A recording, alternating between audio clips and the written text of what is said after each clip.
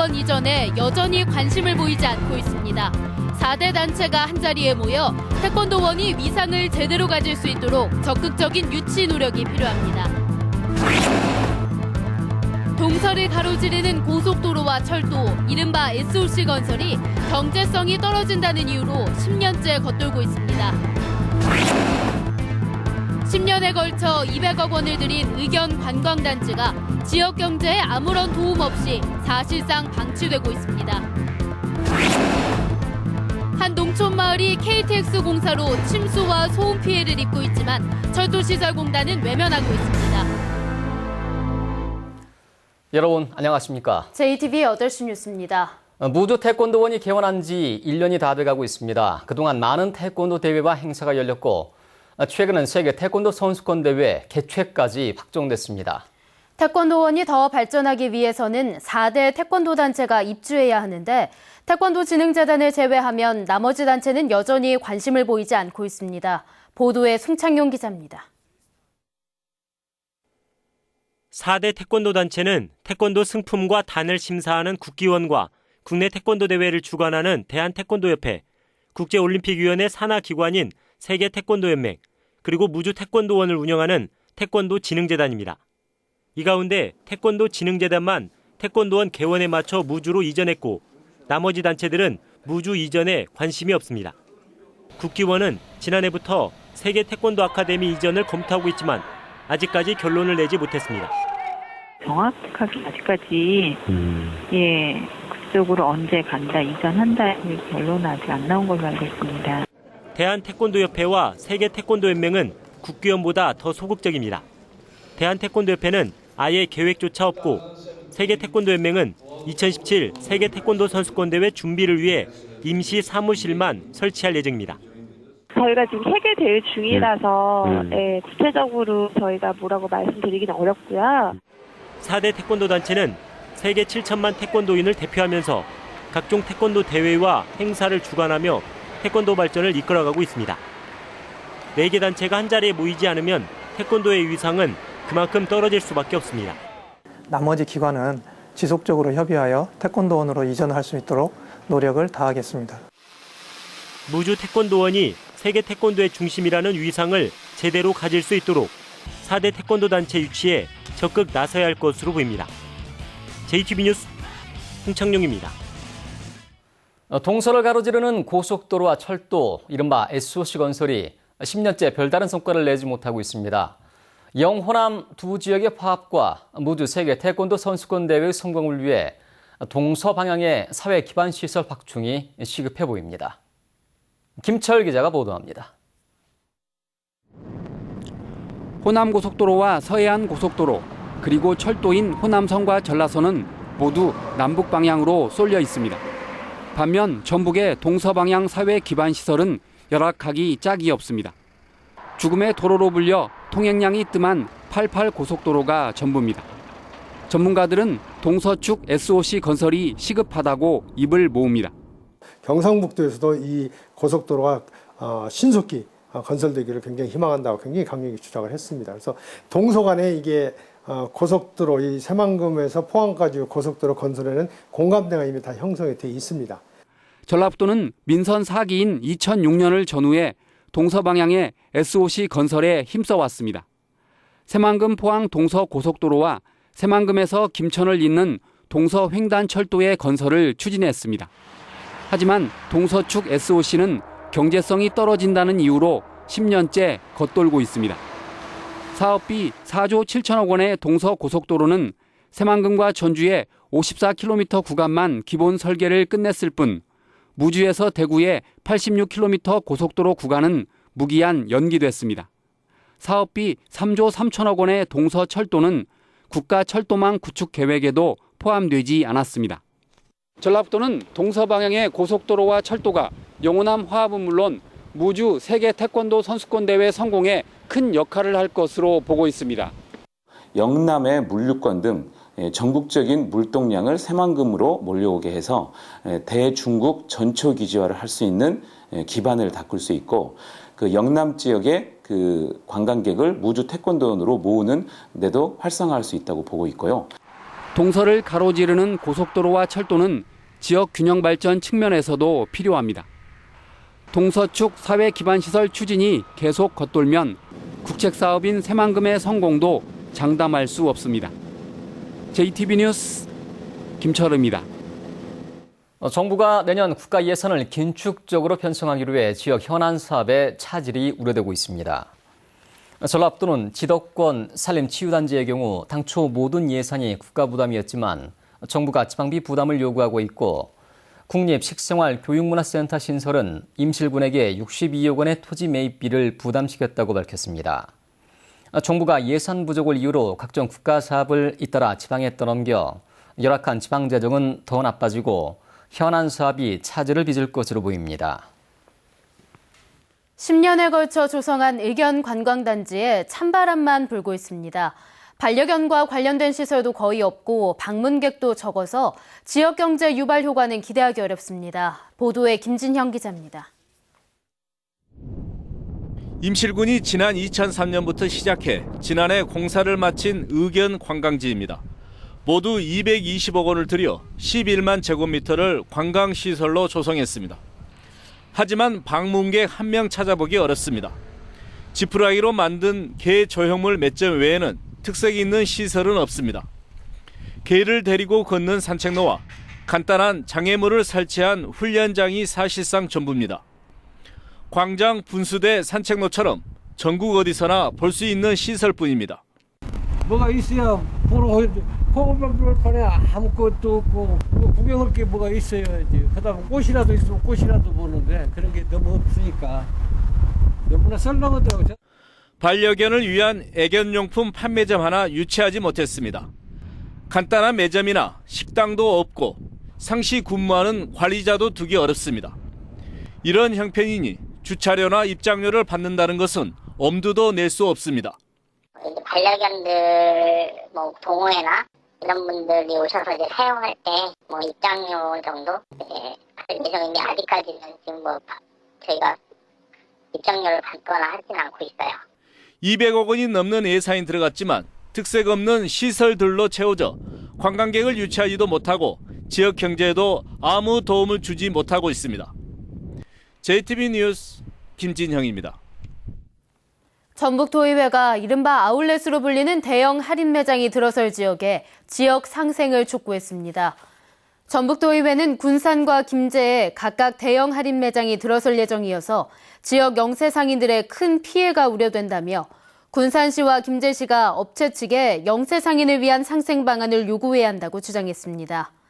김제 대형 할인 매장의 경우 김제시가 2차례에 걸쳐 지구 단위 계획 제안서를 반려해 사업 추진에 어려움을 겪고 있지만 군산 대형 할인 매장은 부지 계약을 체결해 지역 상인들과의 갈등이 예상됩니다. 전북문화관광재단 설립을 위한 최종 용역이 납품됨에 따라 내년 상반기쯤 문화관광재단이 출범합니다. 전라북도는 전북발전연구원으로부터 재단의 기금은 500억 원, 사무실 위치는 전북예술회관, 그리고 이사장은 도지사나 민간 전문가가 적합하다는 최종 용역을 납품받았다고 밝혔습니다. 전라북도는 다음 달 전북도의회에 관련 용역을 보고한 뒤 내년 상반기에 재단을 출범시키기로 했습니다.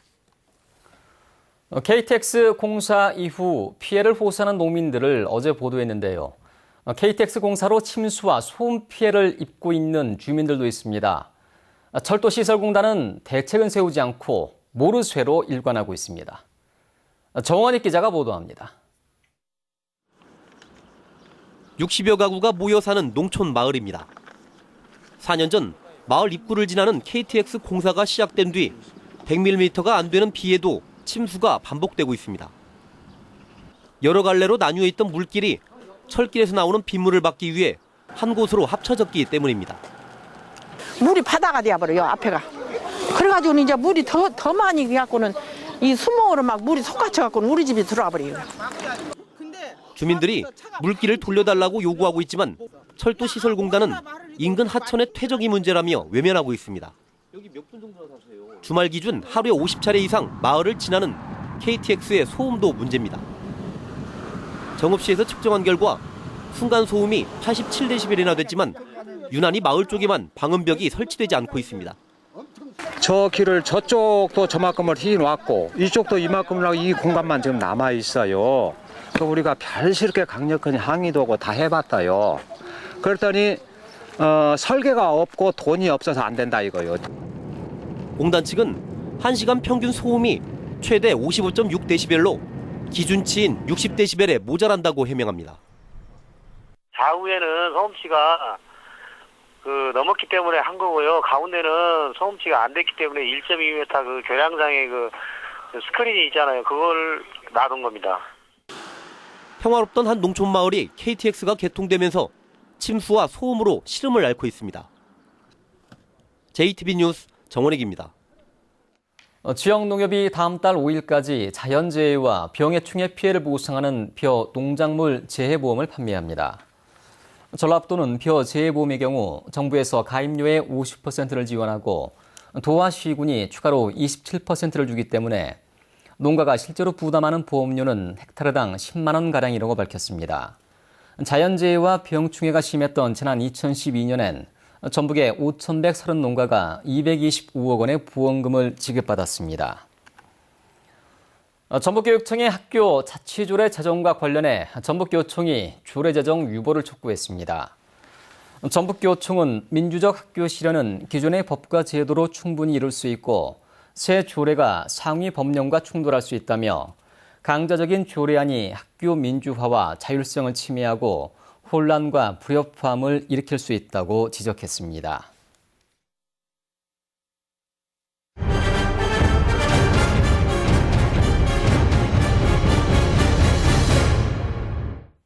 기술력을 갖춘 우리 지역의 중소기업이 도산 위기를 겪고 있습니다. 거액을 투자해 환경 친화적인 재활용 제품을 만들었는데 환경부가 석연치 않은 이유로 사용 허가를 내주지 않고 있기 때문입니다. 민원 현장 하원호 기자입니다. 익산에 있는 이 중소기업은 하수처리에서 나오는 온이를 이용해 인공흙을 만들고 있습니다. 지난 2008년에는 이 인공흙을 이용해 폐석산을 복구하는 기술을 개발하는 데 성공했습니다. 강도라든지 유해 성분이라든지 이런 면에서 월등히 탁월하고요. 폐석산을 복구할 수 있는 유해 성분이 기준치의 5% 이내로 아주 적게 나옴으로 인해서 폐석산 복구용 인공흙은 우수 재활용 제품 인증을 받았고 업체는 이 기술로 산업경제대상과 중소기업 혁신대상까지 수상했습니다. 이 인공흙은 두 차례의 환경부 용역과 수많은 현장 검증에서 폐석산 복구용으로 사용해도 환경에 문제가 없다는 점이 입증됐습니다. 그런데 어찌된 일인지 제품 개발 7년이 지나도록 이 인공흙은 사용되지 못하고 있습니다. 환경부가 이 인공흙을 폐석산 복구용 재활용 제품으로 고시하지 않고 있기 때문입니다. 배경관리법상 신규칙의 이제 재활용 용도 방법이 규정돼 있는데 거기에서 규정되지 않은 방식이기 때문에 업체 측은 환경부가 기득권을 갖고 있는 폐기물 단체의 입김에 휘둘려 고시를 미루고 있다며 법적 대응까지 준비하고 있습니다. 정말 대한민국에서 법과 정의가 제대로 지켜지고 있는지 대한민국 땅에서 정말 살면서 중소기업을 제대로 할 수 있는지 정말 안타깝습니다. 석연치 않은 이유로 환경부가 재활용 제품 고시를 미루는 사이 기술력을 갖춘 중소기업이 도산 위기로 내몰리고 있습니다. JTB 뉴스 하원호입니다. 정부의 농생명 연구개발 프로젝트인 차세대 바이오그린 21 사업의 성과를 발표하는 행사가 오늘 농촌진흥청에서 열렸습니다. 오늘 행사에서는 탄저병 저항성 고추와 칼로리가 적은 설탕, 비타민 A가 풍부한 칼라쌀 등 1단계 차세대 바이오그린 21 사업을 통해 개발한 28가지 핵심 사례가 발표됐습니다. 농림축산식품부는 오는 2020년까지 민간 기업, 대학과 함께 3천억 원을 더 투자해 2단계 차세대 바이오그린 21 사업을 추진할 계획입니다. 제8회 전라북도 다문화 어울림축제가 다문화 가족 등 천여 명이 참석한 가운데 김제 실내체육관에서 열렸습니다. 이번 행사에서는 다문화 가족 정착에 공이 있는 유공자들에 대한 표창식과 함께 세계 각국의 춤과 음악, 음식을 선보이는 어울림 발표회가 펼쳐졌습니다. 지난 6.4 지방선거에서 박성일 완주군수의 선거대책위원장을 맡았던 49살 이모 씨가 사기 등의 혐의로 구속됐습니다. 전주지방법원은 구속 전 피의자 신문에서 도주와 증거인멸의 우려가 있다며 이 씨에 대한 구속영장을 발부했습니다.